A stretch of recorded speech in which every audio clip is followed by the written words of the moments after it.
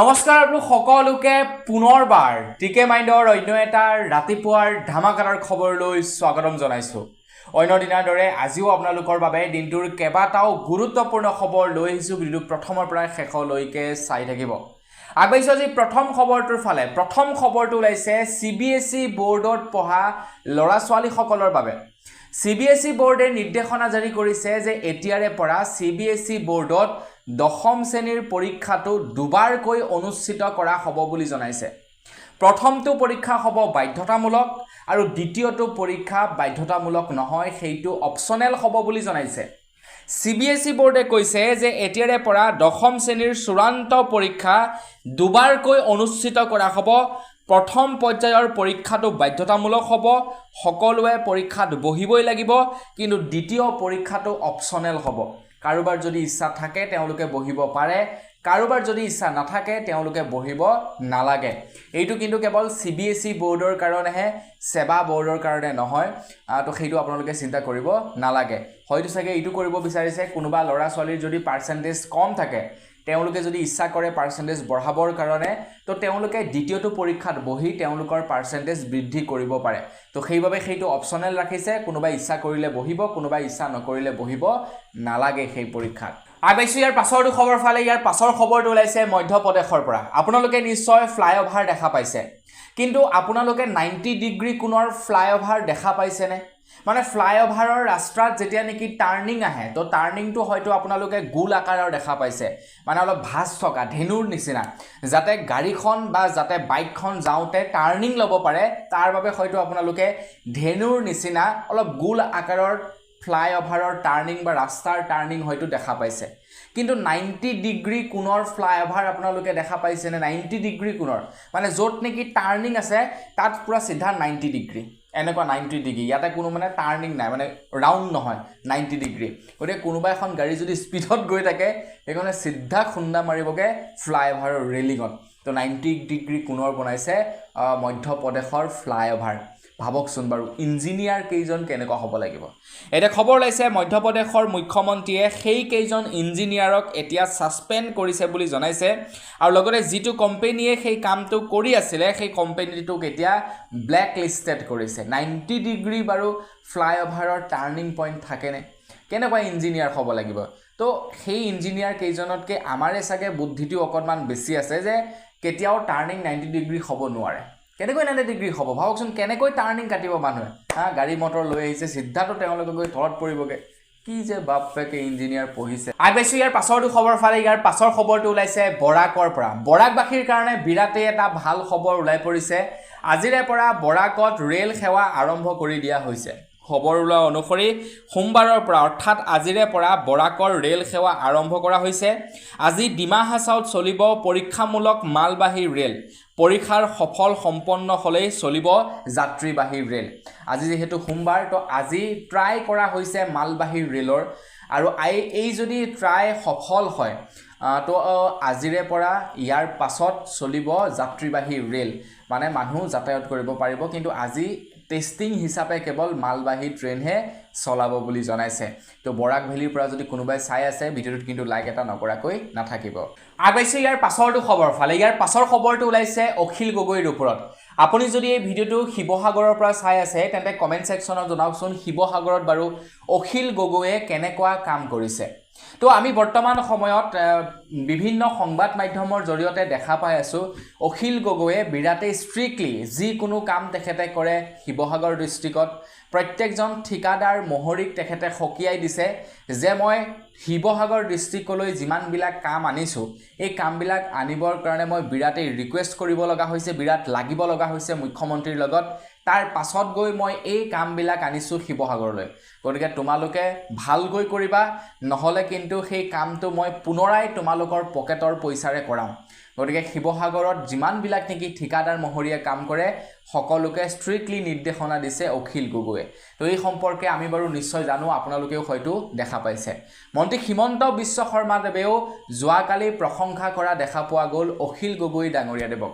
তো তো এখন দলঙৰ কাম বাকী ৰৈছিলে তো অখিল গগৈয়ে ক'লে যে এই দলংখনৰ কামটো আপুনি পাৰিলে এইবাৰ কৰি দিয়ক তো মন্ত্ৰী হিমন্ত বিশ্ব শৰ্মাদেৱে ক'লে যে আগে এই দলংখনৰ কথা কোৱা নাছিল কিয় তেতিয়া অখিল গগৈয়ে কৈছে যে এই দলংখন মোৰ সমষ্টিত নপৰে বেলেগ এটা সমষ্টিত পৰে যাৰ কাৰণে মই কোৱা নাছিলোঁ তো মন্ত্ৰী হিমন্ত বিশ্ব শৰ্মাদেৱে কৈছে তে গম পাইছোঁ তোমাৰ সমষ্টিত পৰা হ'লে ইমান দিনে টানি আজৰি হ'লেও কামুৰি হ'লেও কৰি পেলালাহেঁতেন মানে ইয়াৰ পৰা এইটোৱে বুজিব পাৰি অখিল গগৈ ডাঙৰীয়াই যি নেকি কাম কৰি আছে মন্ত্ৰী হিমন্ত বিশ্ব শৰ্মাদেৱেও ভাল পাইছে মন্ত্ৰী হিমন্ত বিশ্ব শৰ্মাদেৱেও প্ৰশংসা কৰিছে তেখেতৰ সকলো কামত আগবাইছে ইয়াৰ পাছৰটো খবৰ ফালে অসমৰ মুখ্যমন্ত্ৰী ডক্টৰ হিমন্ত বিশ্ব শৰ্মাদেৱ যোৱাকালি উপস্থিত আছিল শিৱসাগৰত আৰু শিৱসাগৰত উপস্থিত থকাৰ সময়ত তেখেতে জনাইছে যে নুমলীগড় আৰু ডিব্ৰুগড় ৰাষ্ট্ৰীয় ঘাইপথৰ সম্প্ৰসাৰণৰ কাম দ্ৰুতগতিত চলি আছে বুলি জনাইছে তেখেতে কৈছে ফেব্ৰুৱাৰী আৰু মাৰ্চ মাহত এই কাম সম্পূৰ্ণ হৈ উঠিব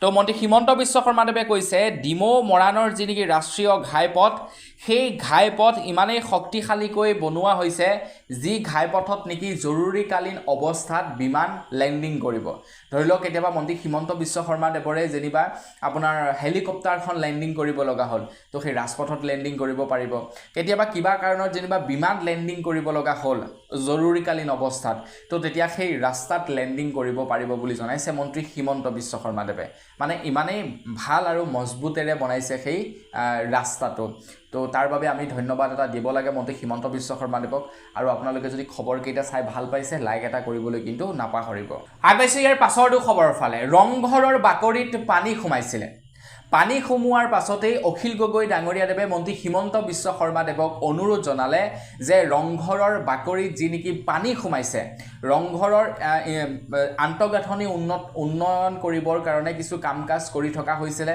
আৰু তাৰ পাছতেই ৰংঘৰৰ বাকৰিত পানী সোমাইছিলে তো সেই সম্পৰ্কে অখিল গগৈ ডাঙৰীয়াদেৱে মন্ত্ৰী হিমন্ত বিশ্ব শৰ্মাদেৱক অনুৰোধ জনাইছিলে যে ৰংঘৰৰ ভিতৰত যি নেকি পানী সোমাইছিলে বা ৰংঘৰৰ বাকৰিত যি নেকি পানী সোমাইছিলে সেই বস্তুটো মানে ঠিক কৰিব লাগে যাতে ভৱিষ্যতলৈ ৰংঘৰৰ বাকৰিত পানী নোসোমায় তো যোৱাকালি মন্ত্ৰী হিমন্ত বিশ্ব শৰ্মাদেৱে ৰংঘৰৰ বাকৰিত উপস্থিত থাকে আৰু তেখেতে আশ্বাস জনায় যে খুব সোনকালেই ৰংঘৰৰ বাকৰিৰ পানী সোমোৱা সমস্যাটো নাইকিয়া হ'ব বুলি জনাইছে তেখেতে মানে সেই কামটো ঠিক কৰি দিব আগবাইছোঁ ইয়াৰ পাছৰটো খবৰ ফালে আমাৰ অসমত এতিয়া গৰু চুৰিৰ বিতৰ্ক চলি আছে গৰু খুটিৰ পৰা প্ৰায় 300 গৰু নাইকিয়া হৈছিলে গিৰ গাই নাইকিয়া হৈছিলে আৰু যাৰ পাছতেই নেকি সেই গৰু চুৰি কাণ্ডৰ সৈতে বিভিন্ন বিধায়কৰ নাম সাঙুৰ খাই পৰিছিলে এতিয়া গৰু চুৰিৰ সেই গিৰ গাই নাইকিয়া হোৱা ঘটনাৰ সৈতে বিধায়কসকলৰ নামটো সাঙুৰ খাইছে তাৰ লগতে গৰু খুটিৰ নামো সাঙুৰ খাইছে তো সেইবাবে যোৱাকালি গৰুখুটি প্ৰকল্পৰ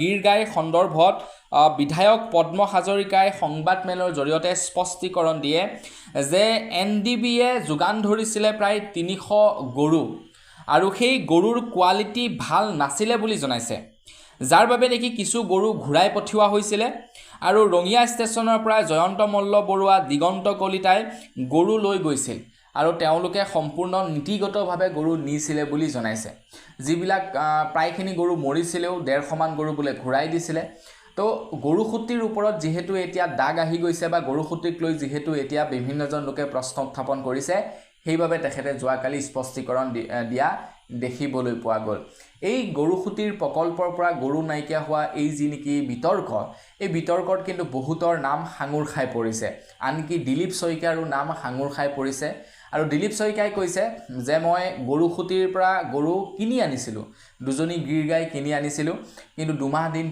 পোহাৰ পাছত দেখিলোঁ যে মোৰ দুমাহত 22,000 টকা বোলে খৰচা হৈছে আৰু যাৰ কাৰণে নেকি তেখেতে আকৌ গিৰ গাই কেইজনী ঘূৰাই দিলে বুলি জনাইছে আৰু তেখেতে সম্পূৰ্ণ নীতিগত মানে প্ৰক্ৰিয়াৰ দ্বাৰা গৰুখিনি কিনি আনিছিলে বৈধ প্ৰক্ৰিয়াৰ দ্বাৰা তাৰ পাছত তেখেতে আকৌ সেই গৰুখিনি বিক্ৰী কৰি দিলে যাৰ পইচা পাছত তেখেতৰ বেংকৰ একাউণ্টত সোমালে বুলি জনাইছে আগবাইছে ইয়াৰ পাছৰটো খবৰ ফালে ইয়াৰ পাছৰ খবৰটো ওলাইছে গৰুখুটিৰ পৰা যি নেকি 300টা গৰুৰ নাইকিয়া হৈছিলে বা যি নেকি চুৰি হৈছিলে য'ত নেকি বিধায়কৰ নাম সাঙুৰ খাই পৰিছিলে এই সম্পৰ্কত গুৱাহাটী উচ্চতম ন্যায়ালয়ৰ আহ্বায়ক আৰু তাৰ লগতে জ্যেষ্ঠ অধিবক্তা উপমন্যু হাজৰিকা ডাঙৰীয়াই কৈছে যে গৰুখুটিৰ গৰু চুৰ হোৱাটো এটা সাধাৰণ কেলেংকাৰী নহয় এই প্ৰতিবিম্বিত কৰে আমাৰ নেতাসকলৰ চৰিত্ৰ যে তেওঁলোকে গৰু কেইজনকো এৰি নিদিয়ে গৰুক লৈও তেওঁলোকে পইচা আত্মসাৎ কৰাৰ চেষ্টা কৰে 150 গৰু বোলে আহিছিলে 300 গৰু আহিছিলে 150 নে কিমান ঘূৰাই দিলে অলৰেডি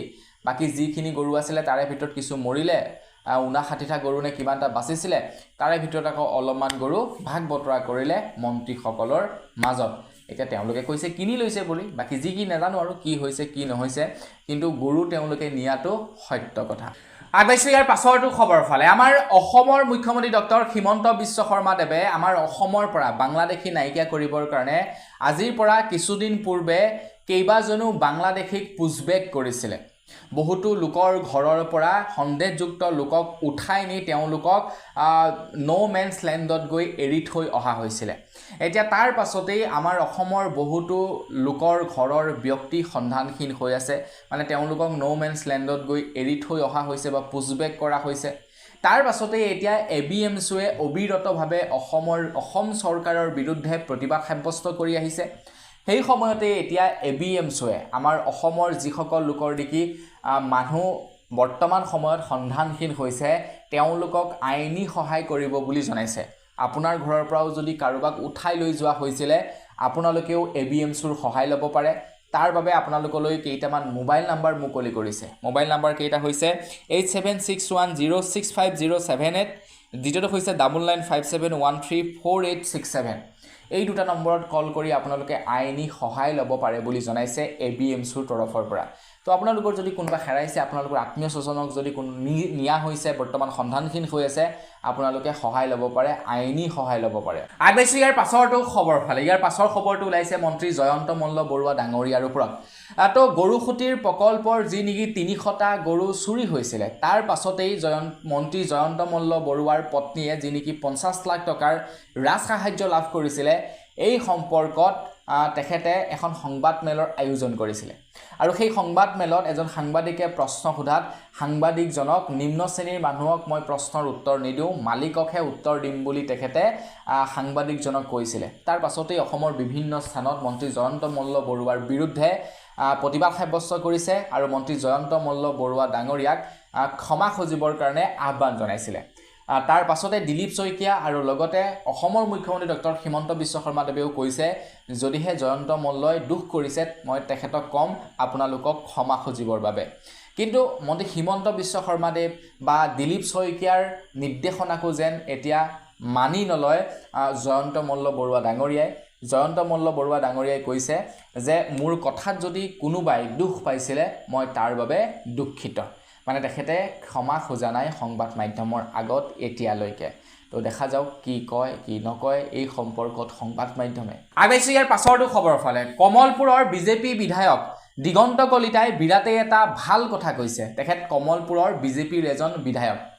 তেখেতে কৈছে যে আমাক ৰাইজে এতিয়া এটা বিশেষ নামেৰে নামাকৰণ কৰি দিছে আৰু সেই নামটো হৈছে গৰুচুৰ কিয় বাৰু এই নামেৰে নামাকৰণ কৰিছে আপোনালোকে নিশ্চয় জানে মই আপোনালোকক আগতেই জনাইছো যে গৰুখুটিৰ প্ৰকল্পলৈ যি নেকি গিৰগাই আহিছিলে সেই গিৰগাই বিধায়কসকলে ক্ৰয় কৰিছিল এতিয়া ক্ৰয় কৰিছে নে তেওঁলোকে লৈ আহিছে সেইটো পাছৰ কথা কিন্তু তেওঁলোকে কোৱা অনুসৰি গিৰগাই ক্ৰয় কৰিছিলে গৰুখুটিৰ পৰা কাৰণ গৰুখুটিত গিৰগাইসমূহ মৰিছিলে গৰুখুটিত গিৰগাইসমূহ মানে বচাব পৰা নাছিলে বহুতো গিৰগাই মৰি গৈছিলে তো তাৰ পাছতেই এতিয়া যেতিয়া গোটেই তথ্যটো ওলাই পৰাৰ পাছত এতিয়া মানুহে এটা নাম দি দিছে বিধায়কসকলক যে গৰুচুৰ তো তাৰ পাছতেই দিগন্ত কলিতাই এই সম্পৰ্কত কৈছে যে আজি আপোনালোকে আমাক এটা ভাল উপাধি দি দিছে যিটো হৈছে গৰুচুৰ বেয়াও লাগিছে কিন্তু তেখেতৰ মতে যে জনপ্ৰতিনিধিয়ে চৰকাৰী গৰু কিনিব নালাগিছিলে তেখেতে মানে কৈছে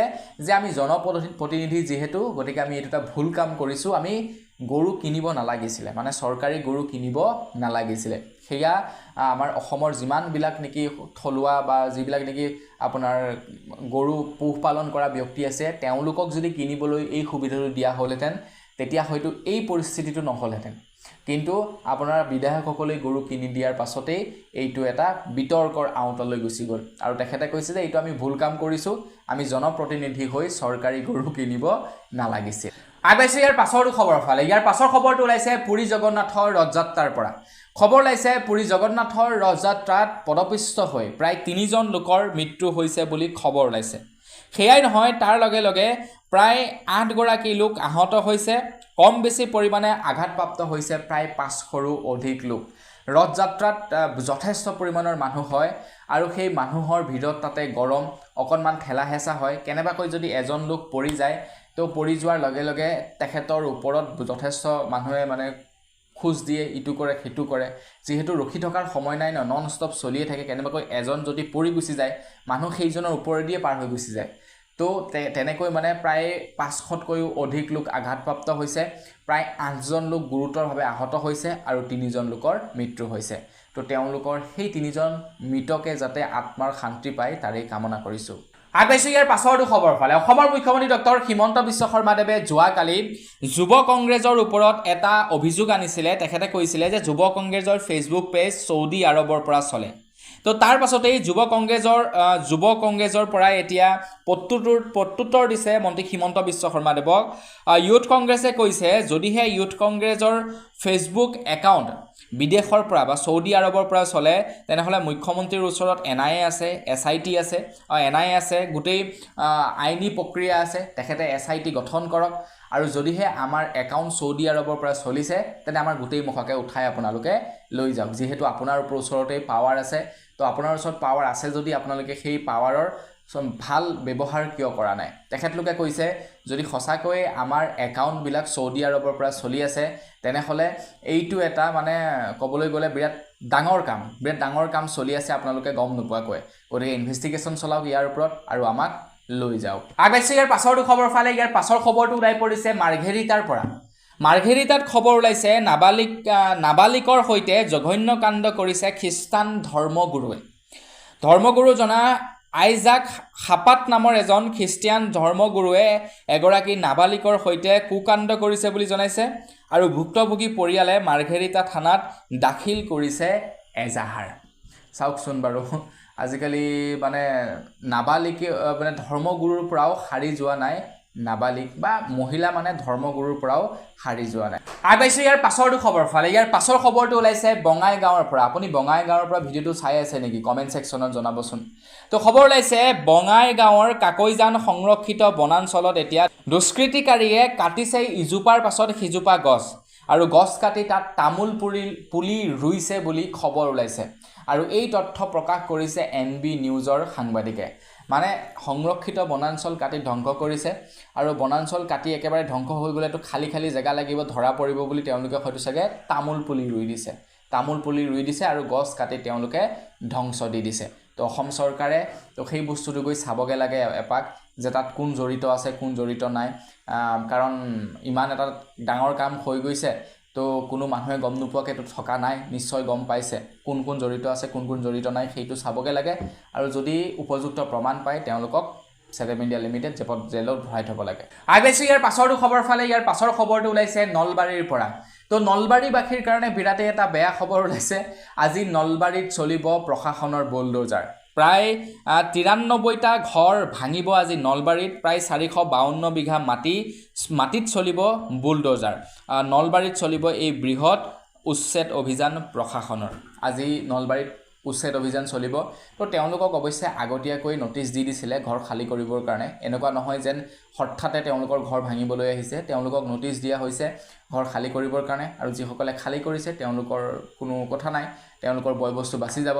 যিসকলে খালী কৰা নাই তেওঁলোকৰ বয় বস্তুও যাব, ঘৰো যাব। আগবাইছোঁ ইয়াৰ পাছৰটো খবৰ ফালে। ইয়াৰ পাছৰ খবৰটো ওলাইছে গুৱাহাটী মহানগৰীৰ পৰা।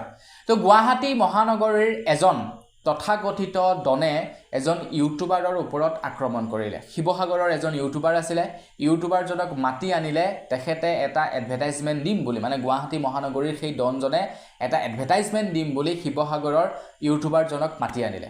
মাতি অনাৰ পাছত ইউটিউবাৰজনক ক'লে যে তুমি এই ছোৱালীজনীৰ বিৰুদ্ধে এটা ভিডিঅ' প্ৰচাৰ কৰা। ইউটিউবাৰজনে ক'লে যে মই কিয় ভিডিঅ' প্ৰচাৰ কৰিম, মই ভিডিঅ' প্ৰচাৰ নকৰোঁ। তাৰ পাছতেই তেখেতক গুৰুলকৈ প্ৰহাৰ কৰে। সেয়াই নহয়, আৰক্ষীও ইয়াতে জড়িত আছে বুলি অভিযোগ আনিছে সেই যুৱকজনে। আৰক্ষীয়েও হেনো তেখেতক মাৰপিট কৰিছে বুলি এতিয়া খবৰ ওলাইছে। চাওকচোন কি হৈছে মানে গুৱাহাটী মহানগৰীখনত। আগবাইছোঁ ইয়াৰ পাছৰটো খবৰ ফালে। ইয়াৰ পাছৰ খবৰটো ওলাইছে অসমৰ শিক্ষকসকলৰ ওপৰত। অসমৰ শিক্ষকসকলৰ বাবে আহি গ'ল কেইটামান নিয়ম। আপুনি শিক্ষকতা যদি কৰি আছে এই নিয়মকেইটাৰ বিষয়ে আপোনালোকে জানি লওক এতিয়া 9 বজাৰ পূৰ্বে উপস্থিত হ'ব লাগিব বিদ্যালয়ত বিষয় শিক্ষকেও পঢ়াব লাগিব নৱম আৰু দশম শ্ৰেণীত বিদ্যালয়ত উপস্থিত হোৱাৰ লগে লগে শিক্ষা হেতু দিব লাগিব তথ্য বিদ্যালয়ৰ আন কৰ্মচাৰী 10 বজাৰ পৰা 4:30 বজালৈ থাকিব লাগিব বিদ্যালয়ত শিক্ষা হেতু এপত তথ্য দিয়াৰ উপৰিও উপস্থিত বহি কৰিব লাগিব স্বাক্ষৰ শিক্ষকৰ উপস্থিতিক লৈ কঠোৰ শিক্ষা বিভাগ আমাৰ অসমৰ যিমানবিলাক নেকি শিক্ষক আছে শিক্ষকসকলৰ বাবে এই নিয়মসমূহ বান্ধি দিয়া আছে মোমতে অকল শিক্ষকেই নহয় ঠিক আছে শিক্ষকৰ লগতে বাকিবিলাকৰ কাৰণে সেই নিয়মবিলাক বনাই দিব লাগে যেনে ডক্টৰ হৈ গ'ল যেনে ইঞ্জিনিয়াৰ হৈ গ'ল যেনে অফিচাৰবিলাক হৈ গ'ল তো তেওঁলোকৰ কাৰণেও এই নিয়মবিলাক বান্ধি দিব লাগে তেওঁলোকেও যাতে আহি মানে একদম সেলফি দিয়ে তেওঁলোকৰ ৱৰ্ক প্লেছৰ পৰা তেওঁলোকে যাতে যদি ৱৰ্ক প্লেছৰ পৰা তেওঁলোকে ফটো নিদিয়ে তো তেওঁলোকক এবাৰ দুবাৰ ৱাৰ্নিং দিয়া হ'ব তাৰ পিছত তেওঁলোকৰ স্যালাৰি হোল হ'ব এনেকুৱা ধৰণৰ সিস্টেম কৰি দিব লাগে তেতিয়া সবেই টাইম মেইনটেইন কৰিবলৈ লওক আগাইছো ইয়াৰ পাছৰটো খবৰ ফালে যোৱাকালি সোশ্যাল মিডিয়াত একপি বিৰাট ফটো ভাইৰেল হৈ আছে ফটোকপিত লিখা আছে গৰু চোৰ কোন তো এই ফটোকপি মানে সঁচাকৈ পোষ্টাৰ লগোৱা হৈছে গুৱাহাটী মহানগৰীত এতিয়া কোনোবাই এডিট কৰিছে নাজানো কিন্তু ফটোকপি মোৰ এজন বন্ধুৱে ষ্টেটাছত শ্বেয়াৰ কৰিছিলে আৰু তাৰ লগে লগে মহিলা কংগ্ৰেছৰ সভানেত্ৰী মীৰা বৰঠাকুৰেও এই সম্পৰ্কত শ্বেয়াৰ কৰিছে যে প্ৰথমতে দেখিলোঁ তোমাৰ নাম কি আৰু এতিয়া আকৌ দেখিছোঁ গৰু চোৰ কোন মানে কিবা সিনেমা আহিব নেকি মানে ধৰিব পৰা নাই কি হৈছে মানে এইটো কোনোবাই বনাইছে মানে এডিট কৰিছে নে সঁচাকৈ মানে পোষ্টাৰ লগাইছে নে ফিল্ম আহিব কি মানে বুজি পোৱা নাই মুঠতে আপোনালোকে যদি গুৱাহাটী মহানগৰীৰ পৰা চাই আছে আপোনালোকে পোষ্টাৰখন দেখা পাইছে নেকি কমেন্ট সেকশনত জনাব মানে বৰ্তমান সিচুৱেশনটো তেনেকুৱা চলি আছে ন তো সেই কাৰণে অকনমান বিশ্বাস কৰিবলৈ টান হৈছে যে এডিট কৰি লগাইছে কোনোবাই নে এই সঁচাকৈ কোনোবাই পোষ্টাৰ লগাইছে বাৰু যি কি নহওক ভৱিষ্যতলৈ দেখা পাম তো আপোনালোকে যদি অধিক তথ্য জানে সেই সম্পৰ্কত জনাই থৈ যাব তো আজি ভিডিও জনাবলগীয়া খবৰ ইমান কেইটা আছিল খবৰকেইটা জানি আপোনালোকৰ কেনে লাগিলে কমেন্ট সেকশনত জনাব যদি ভাল লাগিলে লাইক এটা কৰিব চেনেল যদি সাবস্ক্ৰাইব কৰা নাই সাবস্ক্ৰাইবটো কৰি ল'ব পুনৰ এটা ভিডিও লগ পোৱাৰ খাজলে ভিডিও আমাক কিছু ধন্যবাদ জয় অসম